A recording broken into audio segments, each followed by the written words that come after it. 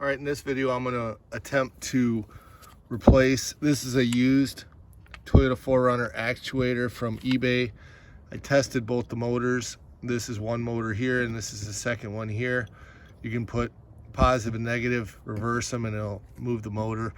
I just made sure I bought 4 of them so far, and every one of them had a bad motor. This one seems to be good, so I'm gonna try it out. First thing to do is take off the old one. So I'm gonna get underneath the truck here. You're just gonna need a 12mm socket. Here's the old one. This is your transfer case here. This is the old one. There's a bolt here, 12mm. There's one on the back side here, and there's one up on the top over here. Can't really show it to you. There it is, right there. Those 3.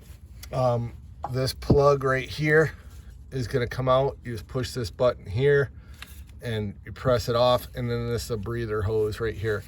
So let me take those off. Okay, first the connector here, you're just going to push this button and then rock it and it'll push off. And I kind of, just so it's out of my way, I kind of tuck it up here. This is your shift cable. Just gets it out of the way. And same thing with the breather hose. You can tuck it up here so it's out of your way. And then you're just going to loosen these 3 12mm bolts. All right, so you want to take these 12mm bolts all the way out. They're about 1.5 inches long. There's another one up here, and there's another one here. Now the actuator is completely loose, and it'll let you take it out a little bit, but the rest of the way you kind of have to rock it, and then it will come all the way out. I'll just be careful. And let me explain what we're looking at here. There might be a little bit of oil that comes out of here from the transfer case. This shaft right here, the one closest to the ground, is for your center differential lock. This one's a lot easier to go on, but this one up here is for your 4-wheel drive high and low. Right now, when they're pushed all the way in, the center diff is unlocked. When this comes all the way out, it unlocks, but you won't be able to move either of these unless you're in neutral and you're laying underneath a vehicle. So you need to make sure. I only turned on my key for a second just to get the car in neutral and then turn it off.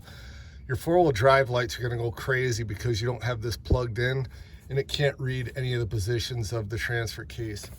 So now that it's in neutral, I can pull this out all the way.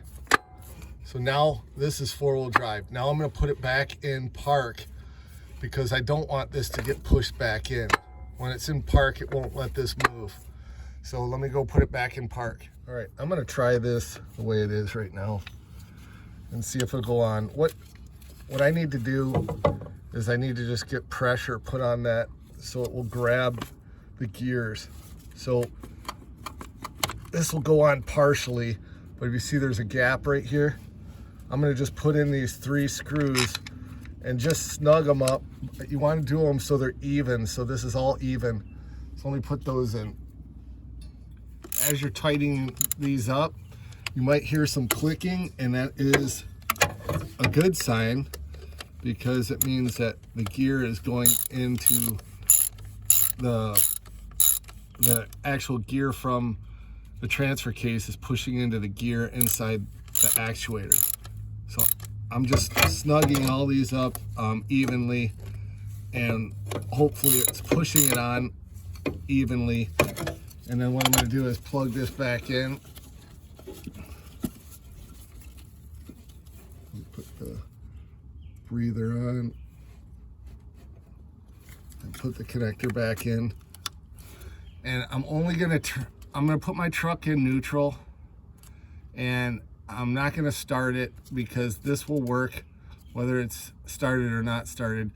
And I'm going to try and turn this on so that it will go into 4-wheel drive first. I don't want to do the center diff lock because center diff lock is the first set of motors. That's the easier one. the one that's harder is the one up top, which is the 4-wheel drive high and low. So I'm going to first try that. If that engages, then I'm good. Then I'll switch over to the center diff lock. So you might hear some series of beeping.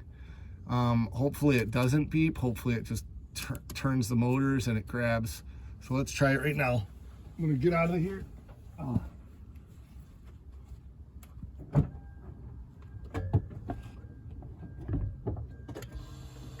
Put the truck in neutral, and I'm going to engage 4-wheel drive.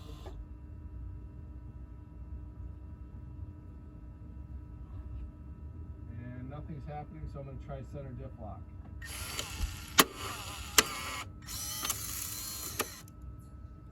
Okay, 4-wheel drive and center diff lock are lit up right now. I'm going to try and take them off.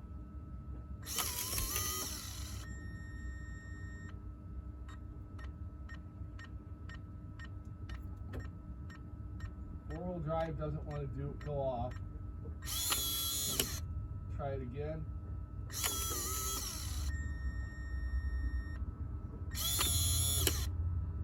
All right, let me try center diff lock.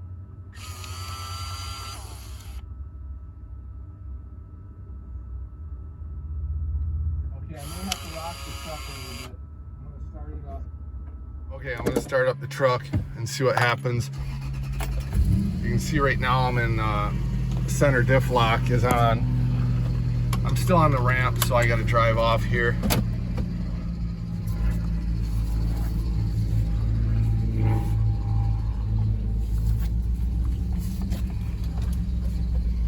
I'm going to try and get on flat ground.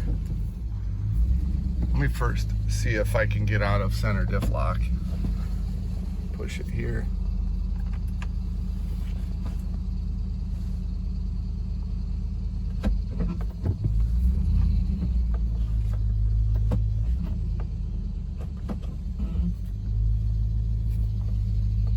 Doesn't seem to want to come out of center diff lock.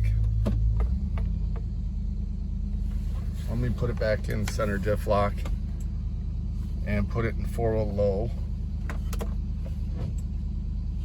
Okay. Oh yeah, I'm definitely in low, this thing. All right, low worked. Let's try center diff lock, or actually take it back out of low. Switched out. That's good because that's the harder one to get set in. The center diff locks actually usually works out pretty good unless the motor's getting weak. And I didn't take this one apart when I bought it. Sorry, I got some trees. And I got this for about $200. An OEM one is $1,600. All right, let me put this back in neutral. Turn off center diff lock. Let me see if it will come out if I drive it for a little bit.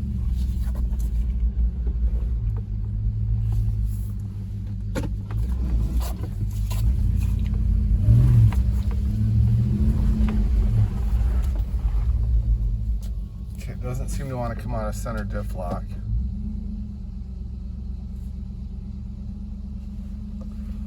Push it on again. It's definitely moving because it wouldn't be doing that. It just doesn't want to come off. Push it on. It's got to be moving because the encoder is signaling that now it's in center diff lock. And I can hear the computer. The computer's down here underneath the dash. I have it open just so I can hear it clicking. All right, let me push this again.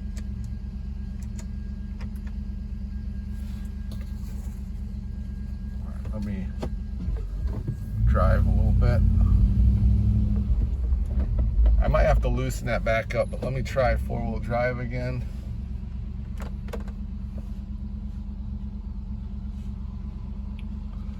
You know, something interesting, it doesn't want to go in 4-wheel drive unless I turn on center diff lock, and then 4-wheel drive will work. So that's really strange. So that, and, oh, it's definitely in 4-wheel drive. Let me try and remove diff lock when I'm in 4-wheel low. I'm doing the same thing. All right, I'll have to work on this, but hopefully this works for you. I'm gonna have to check this motor and see if maybe the motor inside the actuator is a little low.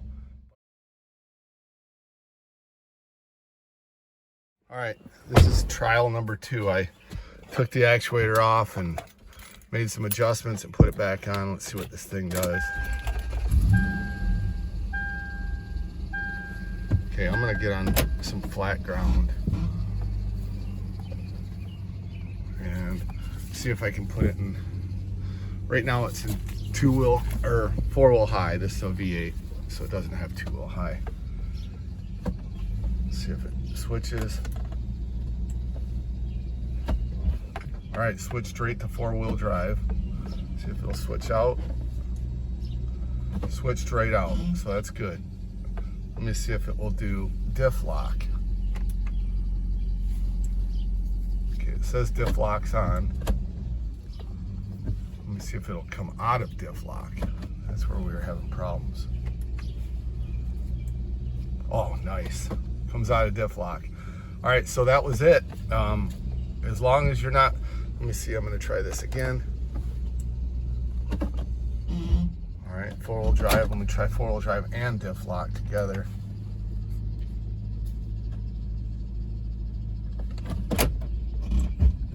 All right, there it is. It's all in. We take it out of 4-wheel drive. Center diff on. Pull center diff off. Center diff you can do on the fly. You don't have to put it neutral, but there, everything's working. So hopefully this works for you. This is the real end of the video. All right, thanks for watching.